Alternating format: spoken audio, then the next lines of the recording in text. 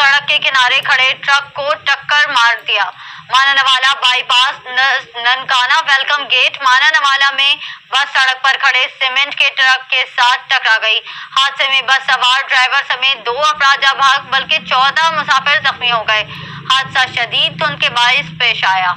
हादसे में बस में सवार ड्राइवर समेत 2 अफराद जा भाग जबकि 14 मुसाफिर जख्मी हो गए। रेस्क्यू 1122 शेखुपुरा और ननकाना साहिब की इमदादी टीमों ने मौके पर पहुंचकर इमदादी कार्रवाई करते हुए जख्मियों को रेस्क्यू किया।